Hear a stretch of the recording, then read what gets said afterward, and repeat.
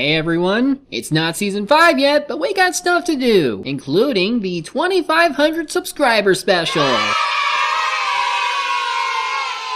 I said I'd do it because I owed you a webcomic review of your choice. And while there were plenty of different picks, by the time I finished the last videos, Sabrina Online had 3 votes. So that's what we're gonna look at. Now, to my understanding, this is one of the longest running, if not the oldest webcomic involving furry characters, having started September of 1996, and has put out strips in monthly batches all the way to September of 2016, where it was decided the series would end.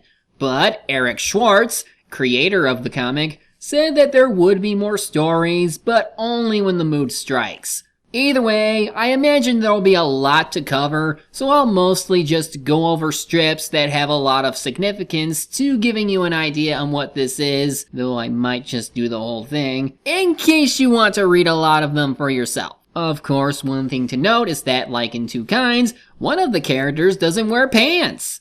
Though to be fair, he does make a good point about Bugs Bunny never having to wear them.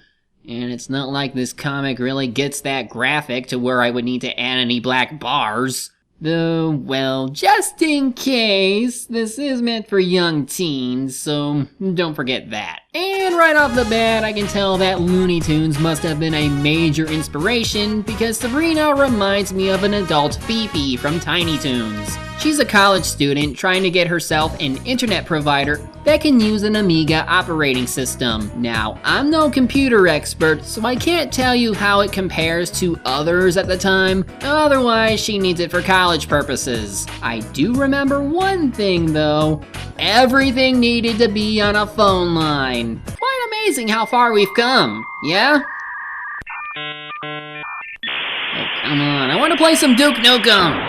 She shares the home with another girl named Amy, a squirrel who is currently dating this wolf named Thomas, who she met out of dumb luck, and yeah, they bonded over time, and after their 7th date, well, you guessed it. So yeah, as you can see, a lot of these strips tend to poke fun out of everyday inconveniences that come from like having to work with computers, or just about anything really. Right now, Sabrina gets into a bit of a talk with Amy regarding her boyfriend.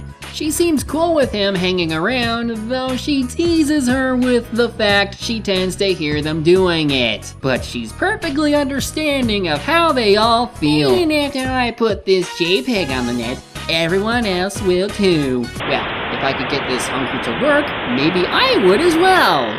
Come on already! But I do like their relationship. While they tend to tease a lot, you can tell they do care for each other, and it's just fun to see them bounce off each other.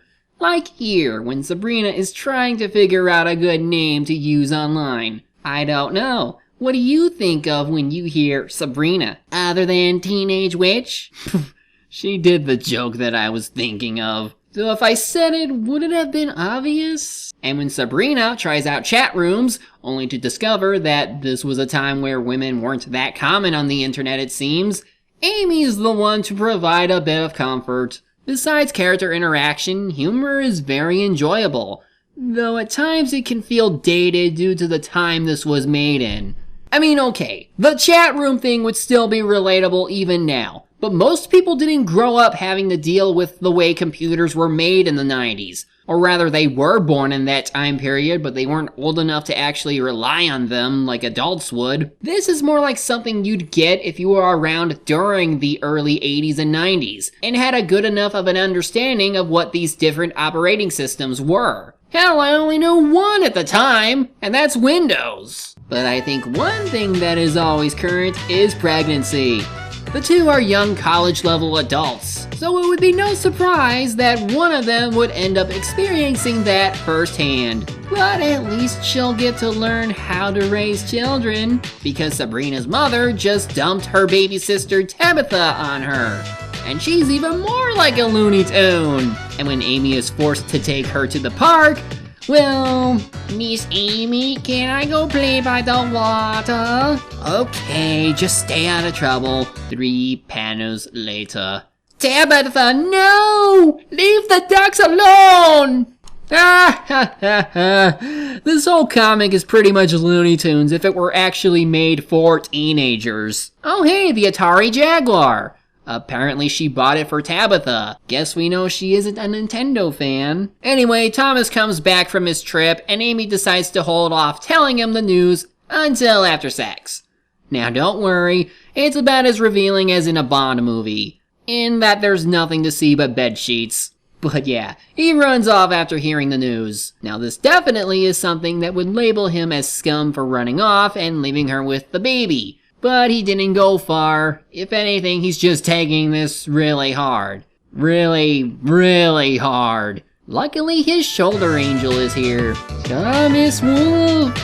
Wait, his last name is Wolf? Well, my suspension of disbelief is now shattered because of this. Anyway, why won't you do the right thing and marry Amy? What? Who are you?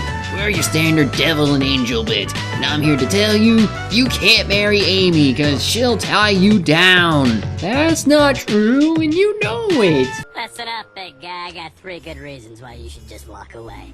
Number 1, look at that guy. He's got that sissy stringy music thing. Reason number 2, look what I can do. But what does that have to do with anything? No. He's got a point. Okay, and besides there being a lot of grammar issues scattered throughout the comic like its early 2 kinds, at least the ever-growing supporting cast is getting some enjoyment out of me with their starting personalities. And with the way things were set up, it does make me want to know where things are going. Of course, I also want to know who these 2 are, since they're on the TV tropes page as well, and they're already married, given what we already know. Thomas was barely able to get away with getting the money from his dad, meaning parents in this world are both generous, but still harsh at times. Then there's characters who we probably won't see ever again, but still manage to spark quips from our main character for not being as successful as them. And actually this brings up the oddity that is time. When we were first introduced, these characters were in college. Now they're out of it, and it looks like Thomas will be rooming with them from now on. And after more time, Amy's already at another stage in her pregnancy.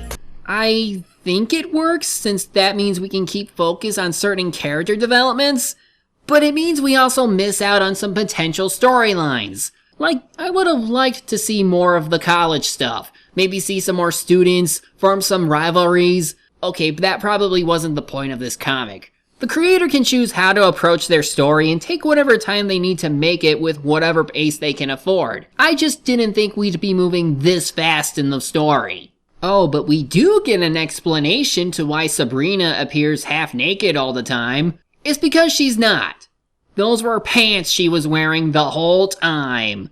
I suppose you thought I wore nothing below the waist? Yes. I mean, your creator even made it a big deal about it on the front page. At least I don't have to worry about anyone getting nippy with the rating anyway. Now from here on, I'll mostly be skimming through just for the sake of looking for big-time character stories that would be worthwhile.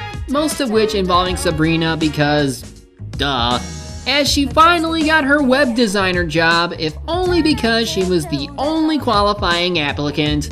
There's also this subplot involving a secret admirer, but the message would get deleted by her living transformer. Most of her stuff so far is just trying to get a working job, while Amy and Thomas mostly have stuff involving their new upcoming child. And I think this is a funny indicator that they evolved from the common animal versions we know of them, so insert your own Zootopia reference here. Zoologically speaking, shouldn't this also be impossible? Not in the world of fiction, it isn't. Moving on! I personally find Sabrina's stuff to be easily more relatable to people, as she ends up getting fired due to the dreaded thing called automation. However, in her chats, she does meet the boy who kept sending her those messages, and yeah, it's foreshadowing the eventual meetup as these 2 are very much alike, yet don't know it. Until then, the most interesting thing to happen with her is to become a web designer for a company called Double Z Studios. What sort of movie studio would be caught dead outside of California? Besides indie studios? Well, this place doesn't look too suspicious. Wait a minute. Aren't you that lady who I keep seeing on Bob's show's thumbnails? I've only ever seen his movie reviews, so I guess he's a fan of the comic? And yeah, her name is Zigzag. Guess what her job is? Anyway, Sabrina is hesitant at first because, well, you know. And her boss is certainly very touchy-touchy, but her pay is very good, so upgrade! Also, I didn't know Blizzard sold graphic cards.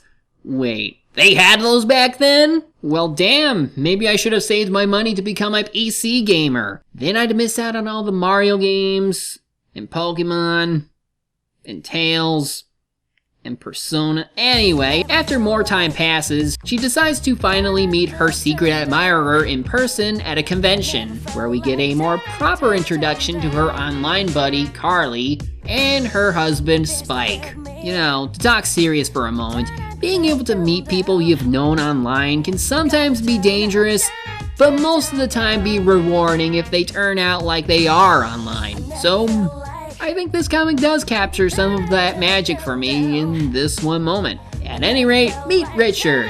And more or less, he's going to be her love interest. But just as it looks like they can finally get to know each other, you guessed it, Amy's giving birth. Ooh, cock-blocked. To make matters worse, since they still aren't actually married yet, this could lead to some problems with hospital bills. I think? Either way. Kids, won't you step outside for a second?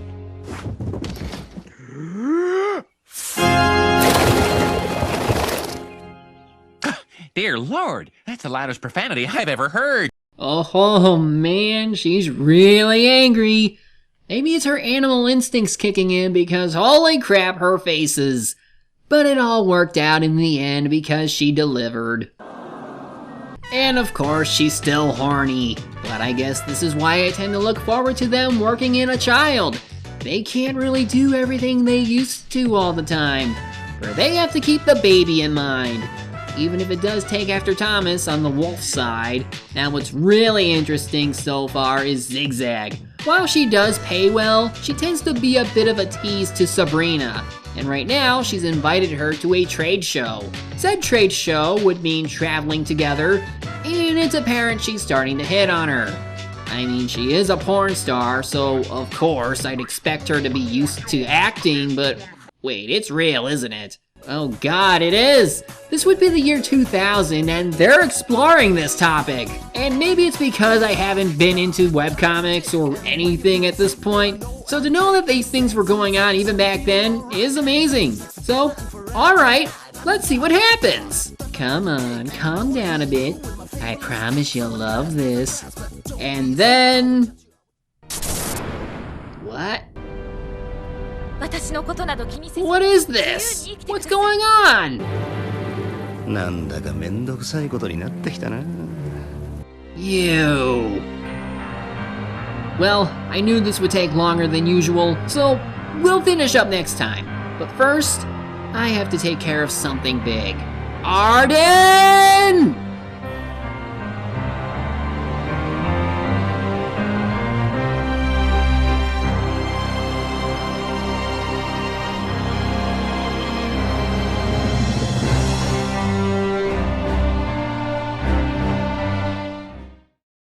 And now a random internet moment. His name is Silverbolt. You know, most of these guys either have monster faces or ugly primate faces. This guy has a really handsome face. Sexy if you ask me. You gotta be kidding me. You're anthropomorphizing an inanimate object. It's all fiction. Nothing but some stupid ink put to paper by some hack.